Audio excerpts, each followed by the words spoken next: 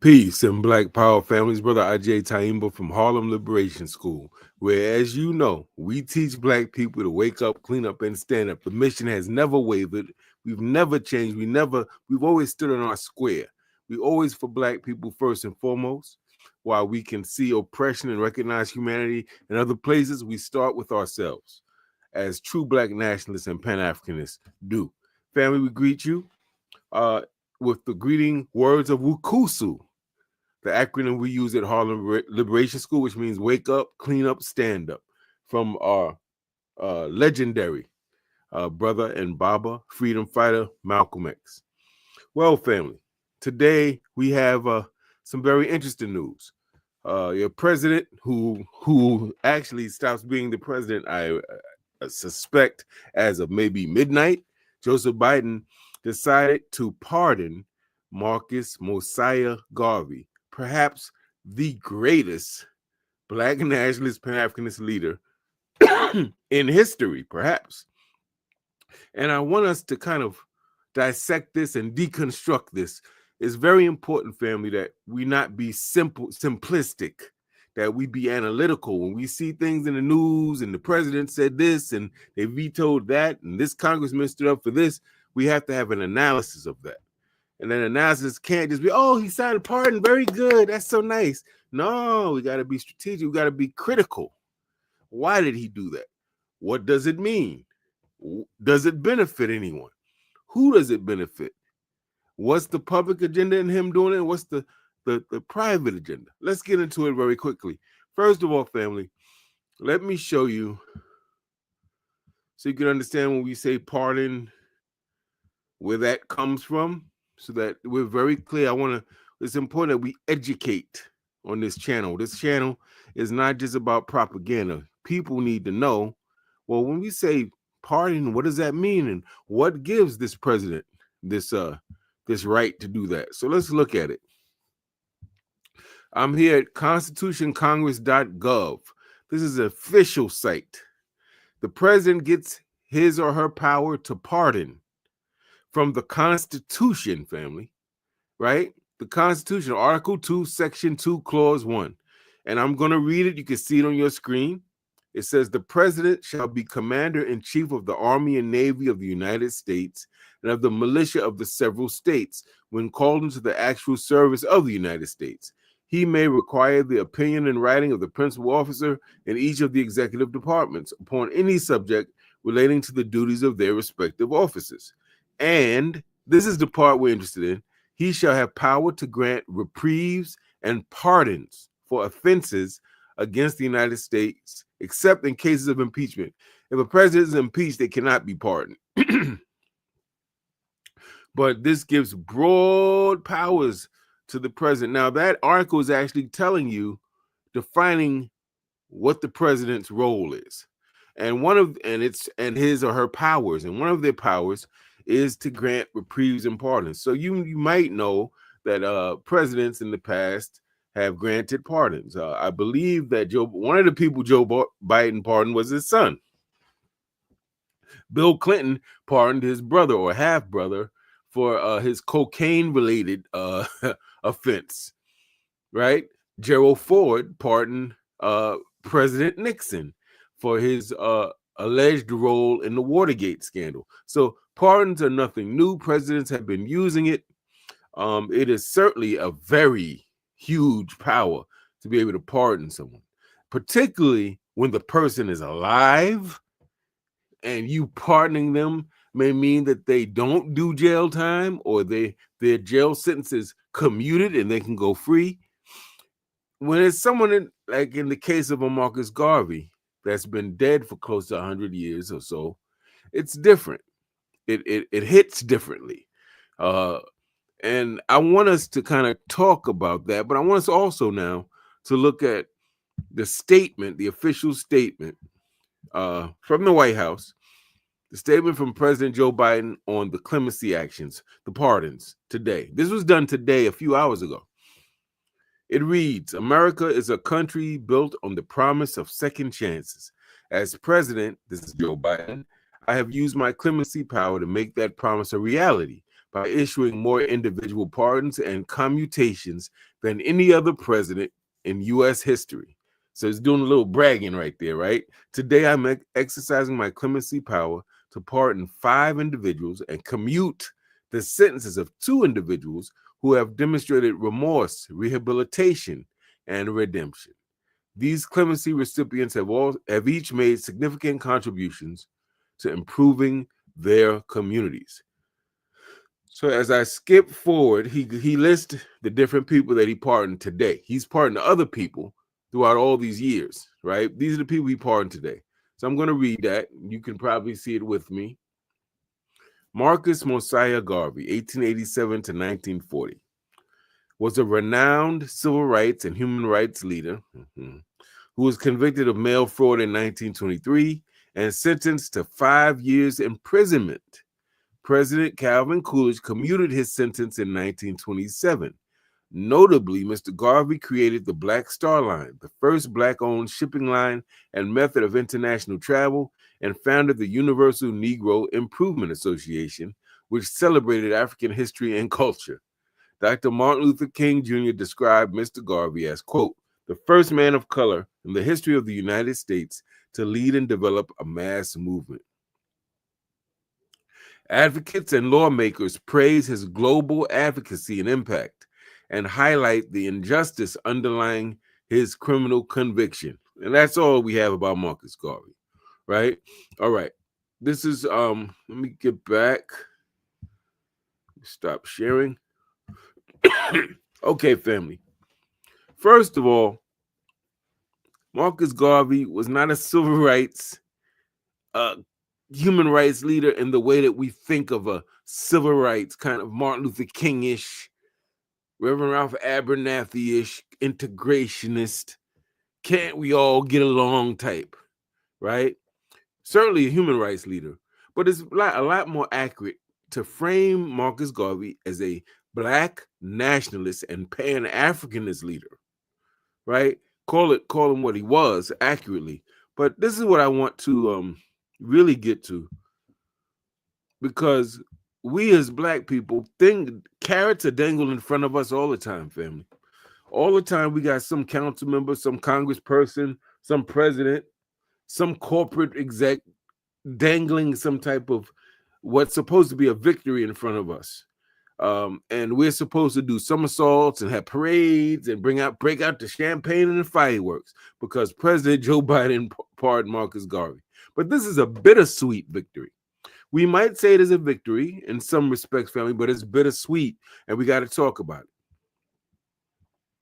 Number one, why this is a victory, and we put that in air quotes, victory. Well, because it recognizes a historical injustice. Garvey's conviction of mail fraud was widely seen as a tool to suppress Black empowerment and the Pan-Africanist movement. The pardon that Joseph Biden gave Marcus Garvey posthumously or in his death highlights systemic racism in the U.S. legal system, particularly in the early 20th century, when Marcus Garvey was active. So in that sense, this is a victory. It does recognize that there is perhaps some discrepancies in this U.S. legal system. Number two, the second reason why we might say this is a victory is because to some degree it honors Garvey's legacy. You know, when I just read that to you, that paragraph, that's in the official U.S. statement that's going out to the press, that's read, right? And so this kind of, in some ways, we might say, validates Mr. Garvey's contributions to Black liberation and Pan-Africanism. We might say that it offers a sort of symbolic restoration of Mr. Garvey's dignity. And we might say it exonerates him in the eyes of history. And that's in quotes when we say exonerate. Number three, the third reason we might say this is a victory, pardon me,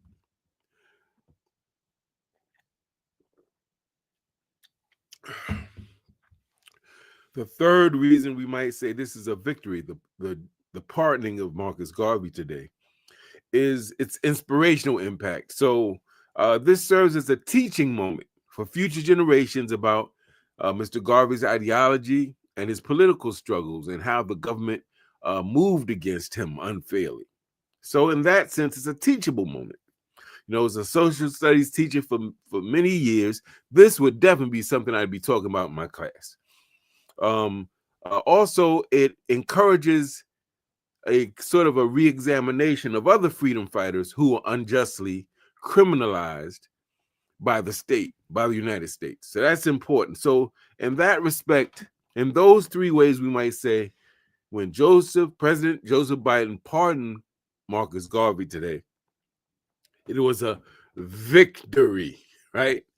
But why do I say it's a bittersweet victory at best? Why do I say it's a compromised victory? Why do I say Black people don't break out the fireworks and the champagne just yet? Well, number one, because it's delayed justice. Marcus Garvey died, family, in 1940. The year is now 2025, family. Several decades have passed, right? So that's the first thing. This is long overdue. Long overdue. Mr. Garvey does not know about this. He has relatives that were living at the time that know nothing about, that have long since died. Number two, a pardon, and be very clear, a pardon does not erase the suffering and the damage caused to Mr. Garvey, to his family, to his movement, and to his people, and to Black nationalism and Pan-Africanism. Okay, when the state made that move on Garvey and used a Negro infiltrator, an agent, to testify falsely against him, that damaged the psyche of Black people all over the world who were followers of Marcus Garvey and his UNIA organization, who were members of the organization, who respected him, who saw Black pride and Black achievement in him. Before we had this concept, Black excellence. That's what he was representing. Excellence, not in some bourgeois materialist way, but excellence in terms of his ability to organize millions of Black people and members of the African diaspora all over the world, Latin America, places in Africa, family, the Caribbean, and of course here in the United States. How he was able to get that Negro World newspaper, subscriptions, millions of them all over the world, people subscribing to this paper, to the point where colonial governments in Europe banned his paper in the different countries where they had colonized. They banned people. They made it illegal to read and to purchase and to sell the Negro World newspaper. This is a man, family, who in the first 2 decades of the 20th century was teaching things like stop having your kids play with these white dolls and worshiping white heroes, right? He said, we need Black dolls and action figures for our kids so they don't grow up saluting and honoring white people and depreciating themselves. So what does he do? He doesn't just teach it. He has an actual Black doll making factory right here in Harlem, New York, family. So this man is building businesses, and he touched so many people. The Honorable Elijah Muhammad was, guess what? A Garveyite, a member of his organization, who essentially took elements of his organization and kind of, shaped it into what we now know as the Nation of Islam. Marcus Garvey also touched 2 people named Earl and Louise Little, who were recruiters for Garvey's organization, the Universal Negro Improvement Association. They were recruiters for the organization. And in fact, I read that Louise Little hid Marcus Garvey in her home for 2 weeks when he was on the run from the FBI. Now you're wondering, well, who's Earl and Louise Little? Well, they are the parents of the most honorable Malcolm X, right? So his parents were Garveyites. And if you read his autobiography, he tells you that his father who's a real tall, dark-complected man, and a reverend and a Garveyite, took him to some of his different Garveyite meetings. Huh? See? So Malcolm didn't learn that from the Nation, family. Let's clear up some history. Malcolm didn't get consciousness from the Nation. He got it from his household, from his Marcus Garveyite parents. And then as he went wayward and got into the streets, what we might call became part of the lumpen proletariat, and got in prison, then the Nation reached out to him and allowed him to reconnect to his nationalist Pan-Africanist roots.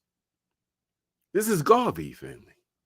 Oh, wait a minute. There's another young man, a young man from Ghana named Kwame Nkrumah, who in doing his studies, his graduate studies, came to the United States, and guess where he lived? In my beautiful, beloved neighborhood of Harlem, huh?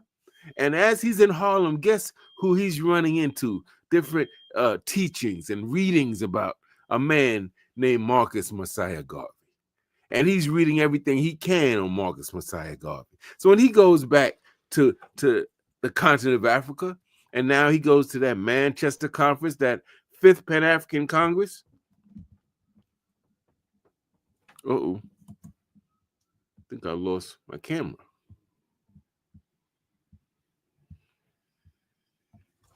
All right, I think I'm back.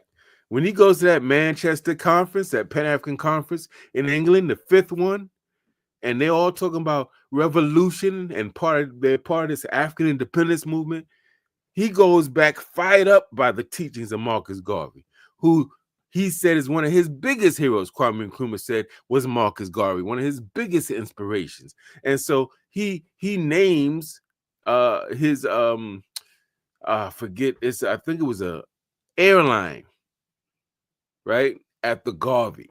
And if you go to Ghana, you see this beautiful monument, black stars, beautiful. He's deeply moved by Marcus Garvey. So Garvey has impact, family, on some of our best and brightest and most powerful leaders, visionaries, and institution builders and nation builders around the world. We cannot minimize his impact. So the reason this is a bittersweet victory is because it kind of doesn't really clear him. It doesn't erase all the suffering, all the damage that imprisoning him, falsely accusing him, imprisoning him, and then deporting him, family, did to him, the movement, his family, and all of our people who look to Mr. Garvey for inspiration and Black liberation.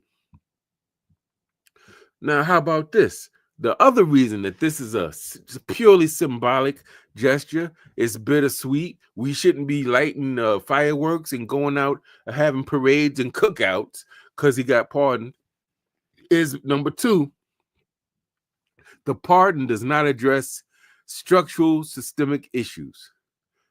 Pardoning Mr. Garvey does not dismantle the systematic racism that enabled his conviction in the first place.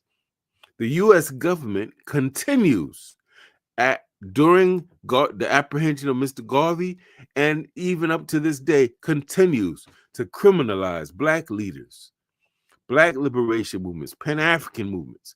For instance, the counterintelligence program, and it's targeting the Black Panther Party, the Republic of New Africa, the Nation of Islam, and I can go on and on and on, right? Number three, political optics. Some people may see this pardon as like this symbolic gesture, like me, rather than a substantive action for Black communities. This is all symbol and no substance. It raises questions about the sincerity of addressing ongoing inequalities based on race in this country, right? So now, I said that one of the good things about this is that it provides a teachable moment. So what are some of the lessons that we learned for today from this President Biden's pardoning of Marcus Garvey? As I take a sip of water. Number one, this case exemplifies how the state undermines transformative revolutionary, liberation-oriented Black leadership. And modern movements must make sure that they are aware of how similar tactics used against Mr. Garvey are being used against us today.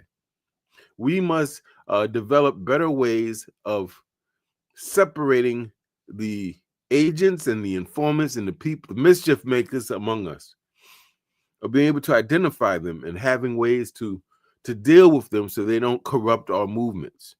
Number two, it teaches us the importance of collective advocacy. This pardon for Mr. Marcus Mosiah Garvey, the Honorable Marcus Mosiah Garvey, comes almost 100 years, I believe, after sustained efforts from activists and scholars and organizations all over the world, even up to today, writing letters, doing videos, making calls, a whole movement to pardon Mr. Garvey, right? So that's important. And it tells us that grassroots organizing remains essential as it relates to Black liberation movements. Those phone calls, that hardcore, old school grassroots organized phone calls, emails, knocking on doors, getting petitions signed, right? Flooding the president's office with calls and letters and petitions and protests, right? Old school grassroots organizing still works, family. I know we in a digital age and we pushing buttons and all. I understand. I participate in some of those things too. But I could tell you, when I look back on my hardcore, old school grassroots organizing tactics, far more effective.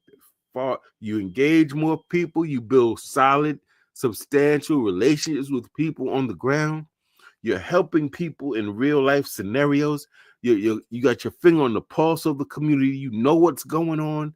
It's a whole different story from kind of the digital activism that exists today.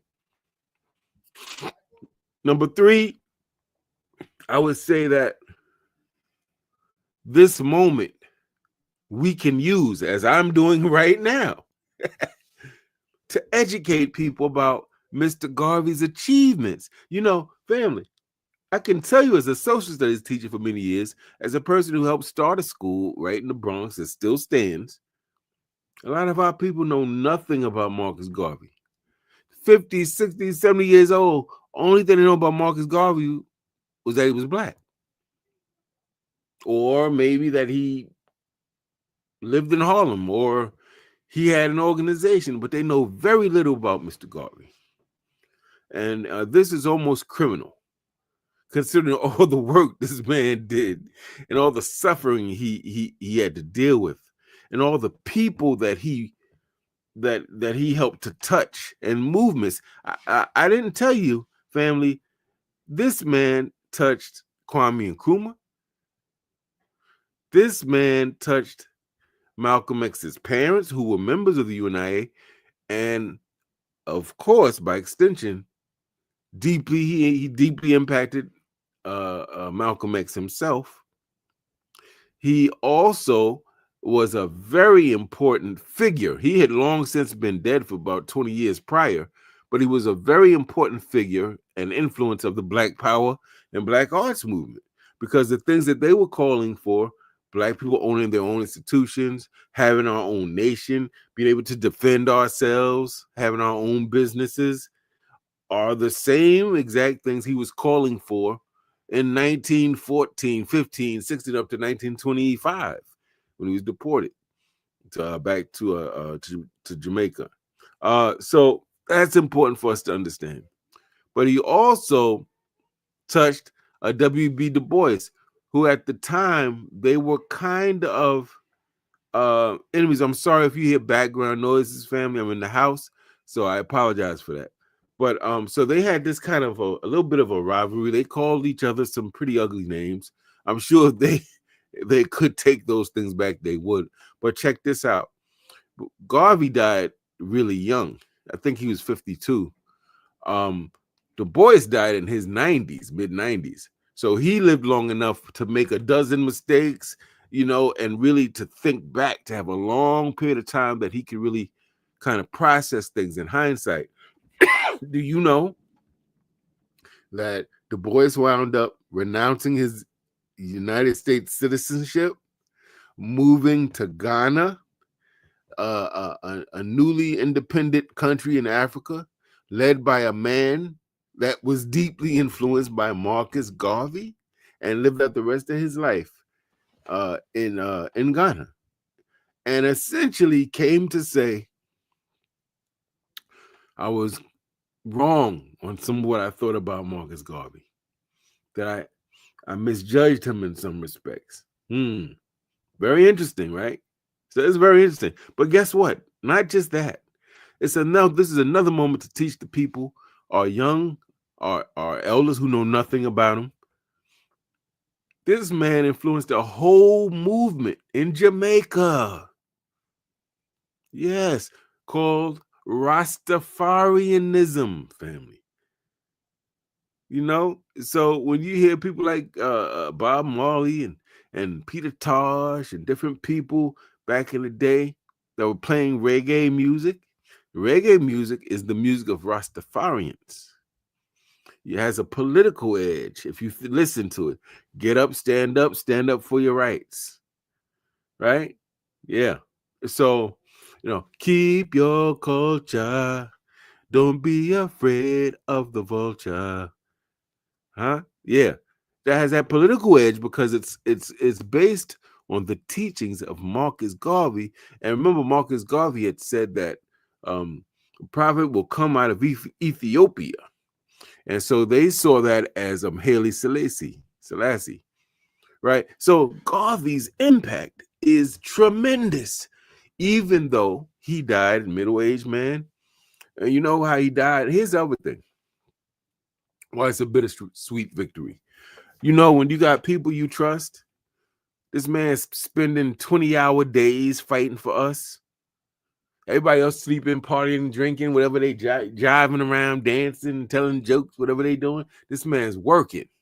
His work ethic was unbelievable. He's spending all these hours reading, studying, writing letters, traveling, trying to determine the condition of African and African descendant people all over the world, building his own institution, writing his paper, traveling, trying to build chapters of the organization, trying to get that newspaper out all over the world. Huh? And he got people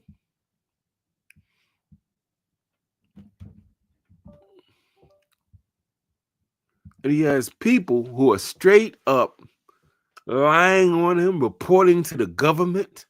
I mean, that had to break his heart. He had people, black leaders, writing letters to the government saying, you need to get rid of this guy. He's a troublemaker. That had to break his heart. So this man suffered several strokes, and he died of stroke-related death. In fact, when he had one of the strokes, rumors went around that he had died. So this man is actually reading a paper and reads his own obituary, right? Has another stroke at some point and dies. So you have to think the way that he was mishandled by this government most likely led to his medical issues and his death. So the pardon doesn't make up for any of that, family. None of that. All right. In any event, let's see if I have any last thing I wanted to say. It's important that we use this movement to educate our people about Mr. Garvey, his achievements, his vision of global Black unity. It's important that we help people connect Mr. Garvey's ideas to current struggles for self-determination and equity. And by the way, it's important that I say, when Mr. Garvey's talking about what we might call self-determination, it's not the same as the self-determination you see in, let's say, in Kwanzaa. Self-determination defined in Nguzo Saba is a little bit more cultural. So, name ourselves, define ourselves, that type of thing, which is important. But Mr. Garvey, when he was looking at self-determination, it's more of a political concept that's recognized by nations all over the world. It's recognized by the international body called the United Nations. And this is more talking now about the right of a people to govern itself, to be its own nation, to be self-governing, to be sovereign. See, right? So in this sense, self-determination was a much bigger deal than we talk about today. So in conclusion, we could say that the pardon of Marcus Garvey is a symbolic victory, right? But it also highlights the slow and the incomplete nature of justice for Black people in this country. And so while we celebrate this moment to some degree, we must continue the work of addressing the systemic injustices that persist in our community, the mistreatment of regular Black folk, civilians, and our leadership and organizations. Garvey's life and legacy reminds us to build movements that are mass movements, that are interconnected with people around the world. And so my hat goes off to Marcus Garvey. And lastly, I just want to say this, family, this is important. Mr. Garvey was not exonerated, family. The pardon just basically is their way of saying we excuse you, we forgive you, it's okay, to make you look a little bit better in history. But the truth of the matter is that pardon does not say, Mr. Garvey, we apologize for unfairly arresting you. We apologize for infiltrating your organization. We apologize for sending somebody in there to get bogus information on you. We apologize for lying on you, defaming you, slandering your good name, right? Making the whole world and even your own people in your organization think you are a crook and a fraudulent and a liar and an embezzler. It doesn't do that. It doesn't say, oh, you know what, we were wrong. You didn't do those things. It doesn't say he was innocent. It just says kind of, we forgive you, we give you a pass. And that's not good enough for me. I don't know about y'all, but the way Mr. Garvey was mistreated, I want the world to recognize that man didn't do those things he was falsely accused of. Your name sometimes is all you got, your reputation, your integrity. And they tried to steal that from Mr. Garvey with all those false allegations. But at the end of the day, family, you know who really matters? You know who really matters? It ain't the white man and his governors and presidents and mayors and council people. You know, what really matters is what we think of Mr. Garvey, what we think of him. And I know as a young man of probably 15 reading his book, Philosophy and Opinions of Marcus Garvey, man, that blew my world up, man. And reading Marcus Garvey life lessons, I read everything I could on Mr. Garvey. And up to about 8 years ago, I had all of his writings in 4 huge volumes. I lost those books in moving, but I had 4 huge, all of his writings. So you can imagine a whole literal library of this man's documents. He was a beautiful brother, man. And so it don't matter if the white man pardons him or not. What matters is that we don't just pardon Mr. Garvey, but that we exonerate him, that we say he wasn't guilty of that stuff. You set him up just like you set up so many Black leaders and organizations, running up in people's homes and going through their stuff. And, come on, treating him like a straight up criminal and crook. Meanwhile, the government that did that to him was the biggest crooks. Okay? Some of the biggest crooks. Matter of fact, and I'm going to leave with this. If you look at J. Edgar Hoover, I want you to see the power of one man. When people tell you one man don't matter, nah, that's not true. J. Edgar Hoover helped to defeat and attack Marcus Garvey.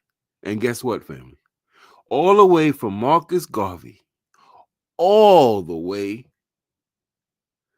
to the Black Panther Party, J. Edgar Hoover was involved as the head of the FBI in some way, shape, or form of destabilizing these Black individuals and these Black liberation-oriented organizations. J. Edgar Hoover, one man, from 1920 all the way to about 1975. So this is the man who's spying on King, was writing him letters. You better basically suggesting that he should kill himself. Yeah, this is JGA Hoover. So the same man that was moving against the Honorable Marcus Garvey was moving against Elijah Muhammad, was moving against Malcolm X, was moving moving against Ahmad Muhammad of the Revolutionary Action Movement, was moving against our brothers and sisters of the Provisional Government of the Republic of New Africa, and we can keep going and going and going and going. He's moving against Huey P. Newton, Eldridge Cleaver, Bobby Seale, all of them, family, right? And so there's a lesson. We need people who are just as committed to Black liberation as JGA Hoover was committed to the subjugation of Black folk. We need people that committed that's going to take 50, 60 years of their lives and committed to our liberation. I'm wondering who here is prepared to do that. Who here is saying, you know what, I'm committing my life to liberation. You know what, family? Because if not, we won't stand a chance, because they got people on their side of the chessboard who give it 20, 30, 40, 50 years, 60 more years of their lives to destabilizing our communities, putting drugs all up in our communities, locking us up unfairly, making us constitutionally backed modern day slaves in the prison system. Family, they got people that commit their lives. So in order for us to defeat that type of movement, we have to have people that commit our lives, not to getting drunk, not to getting high, not to selling dope, not to gossiping about each other and spreading division and lies, but to building our people up, teaching our babies, protecting our communities, and creating economic engines so that we can survive on our own, fighting for our rights. We need people like JGA Hoover, but on the righteous side for us. So that when people move against our leaders that are righteous, like Marcus Garvey, we move back and we don't allow them to be deported. We don't allow them to be in prison unfairly. We fight for them the way they fight for us. And I'm going to tell you, family, I'm going to end on this. When we get to a place as Black people, when we become ungovernable, you can't rule us. You can't govern over us if you're not righteous and if you're not one of us.